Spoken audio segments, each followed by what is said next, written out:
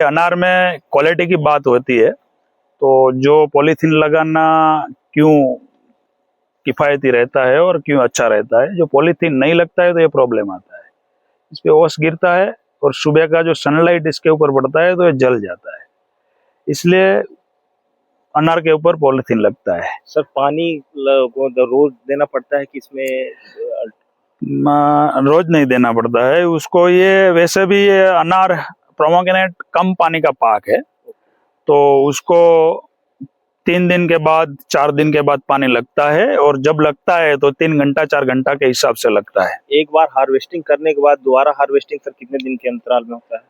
वैसे इस गैप में 3 महीना तो छोड़ना ही पड़ता है, क्योंकि उसका जो रेस्टिंग पीरियड में उसको भी चार्ज करना है, उसको भी खाना देना है, पौधे को भी मैच्योरेशन करने का है, कांडी माल कांडी बनाने का है, छांटनी करना पड़ता है उसका। तो उसके लिए छटाई सर किस सीजन में आप करते हैं? जैसे इसका 3 सीजन में माल लगता है, जो भी सीजन में आप, इसका फायदा यही है प्रोमोग्रेनेट का, अनार का, कि आप चाहो इस सीजन में आप माल ले सकते हो। जी, तो मैक्सिमम सर रेट किस सीजन में मिलता है? ये इसका मैक्सिमम रेट मिलता है, ये जो अभी फरवरी में माल तैयार हो तो उसका एक्सपोर्ट डिमांड बहुत रहता है, तो इसका फरवरी में प्लानिंग करना है तो उसको सितंबर में माल छटनाई करने के बाद माल सेटिंग करना पड़ता मतलब है। उसको हाँ, सितंबर में प्रूनिंग कटिंग करने के बाद पूरी इसकी ट्रेनिंग करते हैं। तो हार्ड कटिंग सर पूरा करते हैं कि क्या?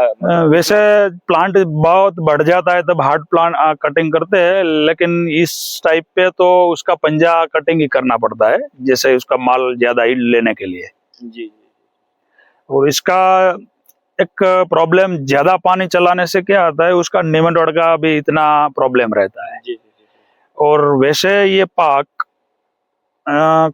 जैसा जो बोले जमीन का प्रकार और पानी का प्रकार की बात करें, तो जितना हल्का गुणवत्ता वाला जमीन रहता है, पत्थर कंकर वाली जमीन रहती है, सोल्टी जमीन रहती है, और पानी भी क्वालिटी कम क्वालिटी वाला चलता है उसको। जितना पानी क्वालिटी कम है उतना इसका क्वालिटी भी अनार का सही निकलता है। जी। इसलिए ये ऐसा प्रांत रहता है हमारे यहाँ खेती का कि जहाँ उपजाऊ जमीन नहीं है, जी। और जहाँ पानी की दिक्कत है, कम पानी है, उधर बढ़िया क्वालिटी अनार निकलता है।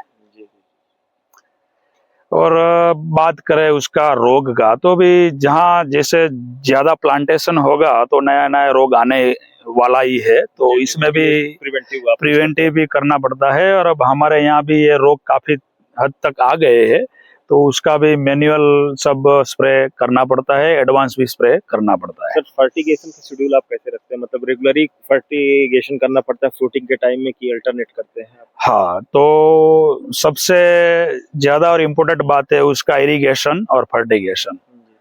तो इरिगेशन उसको प्रॉपर टाइम पे होना चाहिए, और फर्टिगेशन भी उसका प्रॉपर टाइम पे होना चाहिए। जब उसका सेटिंग हो रहा है, फ्लावरिंग सेटिंग जब चलता है उस टाइम, तो उस टाइम उसको फास्फोरस की मात्रा ज्यादा चलती है और माइक्रोन्यूट्रन भी ज्यादा देना पड़ता है। तो उस टाइम वो पानी के साथ, हर पानी के साथ इस प्रकार के खाद डालने पड़ते हैं। 052 34 12 61 0 ऐसे कुछ? जी, वैसे वाटर सॉल्युबल की बात करें तो 052 34 में फास्फोरस की टकावारी ज्यादा रहती है। इस हिसाब से 60-20 0-60-20 भी ग्रेड है, उसका भी टकावारी ज्यादा रहता है, तो उस टाइम ये चलता है। सर आप पूरे मतलब इसको ऑर्गेनिक वे में लेते हैं कि आप सस्टेनेबल करते हैं, मतलब दोनों चीजें समाहित करके रखते हैं, ऑर्गेनिक भी चीजें और फर्टिलाइजर भी, कि आप एक वे ही?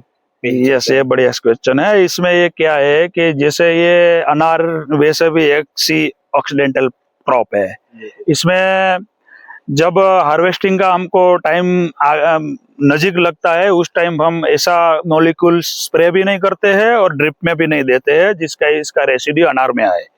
तो उस टाइम बहुत ध्यान रखना पड़ता है हर किसान को कि भाई अभी मार्केटिंग के लिए माल तैयार है, तब तक उसका वो खाद भी नहीं देना है, उस ऊपर केमिकल मॉलिक्यूल भी नहीं डालना है जो अपने इसमें रेसिड्यू आए, ऐसा क्वालिटी मेंटेन करने के लिए, ताकि कि अदर कोई जो जितनी आजकल लोग फ्रूट्स लेते हैं, कंज्यूम करते हैं जो कस्टमर, उनको कोई दिक्कत ना हो। यस, उसका भी हम ध्यान रखते हैं। जरूरत पड़ती है, नो डाउट, जब फ्लावरिंग सेटिंग होता है उस टाइम उसको जरूरत पड़ती है, इनिशियल रूप में दिया जाता है, बाद में कम करना पड़ता है, क्योंकि कहीं ना कहीं अगर हम फर्टिलाइजर ज्यादा यूज करेंगे तो लागत में भी आएगा। अगर हम ऑर्गेनिक वे पे चलेंगे तो हमारी कॉस्टिंग भी कम रहेगी।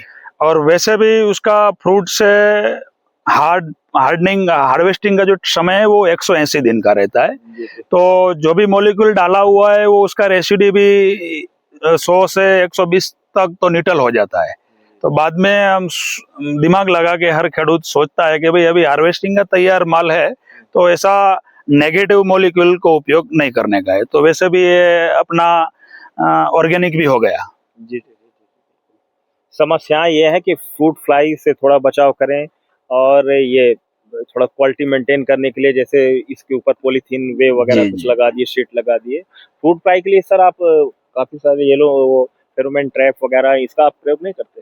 जी, इसमें फेरोमोन ट्रैप में क्या है, जो फल माखी बोलते हैं, सोन माखी बोलते हैं, वो वैसे भी ये अनार को कम नुकसान करती है। वो ज्यादातर रहती है फ्रूट फ्लाई, जैसे जामफल रहता है, गुआवा, गुआवा उसमें बहुत प्रॉब्लम करती है और आम के बगीचे में बहुत प्रॉब्लम करती है। इसमें इसका प्रॉब्लम बहुत कम है। सर एक चीज समझना चाह रहा था आपसे।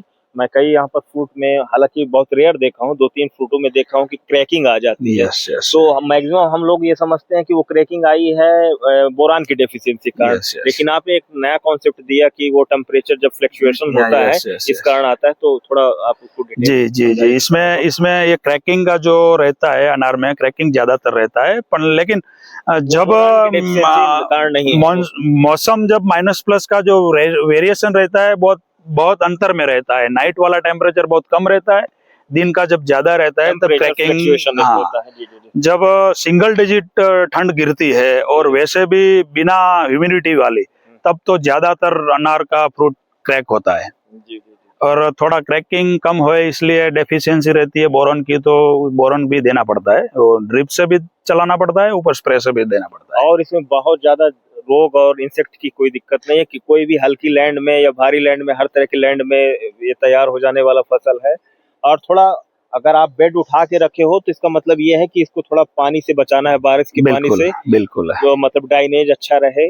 यस यस, इसी पर्पज पे आप किए हाँ हैं। वही वही है। ये वैसे भी मैंने बोला कि ये कम पानी का पाक है, जी, जी। और ज्यादा जमीन हल्का चलता है, पानी भी हल्का चलता है। जितना इसका वेजिटेटिव ग्रोथ कम होना चाहिए और उसका जो ग्रोथ है, माल कांडी बननी चाहिए, वो इसके पीरियड के हिसाब से कम रहेगा, पानी और खाद तो ही रहेगा, वरना तो ये पेड़ बन जाता है। सर आप कोई अगर हमारा नया किसान है और अनार की खेती में आना चाहे तो आप एक क्या इसका स्कोप, क्या भविष्य आपको दिख रहा है? थोड़ा आप अगर हाँ, 2 शब्द बोलना चाहें। जो भी हमारे किसान ये बात सुन रहे हैं उसको ये बात बताता हूँ कि हमारे यहाँ पूरा भारत देश में जो कृषि प्रधान देश है, इसमें कई तरह की खेती होती है। इसमें ये जो क्रॉप है, ये अनार, ये दाड़ई में प्रोमोग्रेनेट, ये इतना सक्सेसफुल इसलिए है कि ये जो अनार आप कौन से भी सीजन में तैयार कर सकते हैं। इसका कुदरती सीजन नहीं है, जैसे आम का रहता है तो पूरे भारत में आम का एक ही सीजन रहेगा, जामफल का रहेगा तो पूरे भारत में। समय ट्रेनिंग प्रूनिंग से आप मेंटेन करके आप नेक्स्ट आपको फ्रूटिंग कब चाहिए आप हाँ, इस हिसाब से रहते हैं। जितना भी इसका प्लांटेशन हो, लेकिन एक साथ माल आने वाला नहीं है। जी, जी, जी। इसलिए उसका बेनिफिट रहता है। और सर ये वैरायटी आपने कौन सी लगाई है यहाँ पर? अच्छा, ये वेराइटी लगाया हुआ है अपने महाराष्ट्र राहुरी यूनिवर्सिटी से एप्लॉय किया हुआ है, और उसने रिसर्च करके भगवा सिंदूरी का एक वेराइटी बनाया है। उसमें से भी एक अलग रिसर्च करके सुपर भगवा वेराइटी बनाया। तो ये जो लगा हुआ है वो सुपर भगवा का प्लांटेशन है। सर हम कोई नया किसान अगर कोई 1 एकड़ में लगाए तो मतलब कब तक के लिए सोचे कि कितने साल तक ये अगर हम एक बार पौधा लगा दिए तो हमें प्रोडक्शन मिलता रहेगा, मतलब कितने साल तक इसकी लाइफ रहती है? हाँ, पौधा लगाने के बाद इसका आयुष्य रहता है 15 साल 20 साल तक रहता है। और लगाने के बाद 18 महीने यानी कि 1.5 साल के बाद अपना माल सेटिंग होने के बाद 2 ईयर्स 24 महीने में आप अपना माल यील्ड बाजार में बेच सकते हैं। Thank you.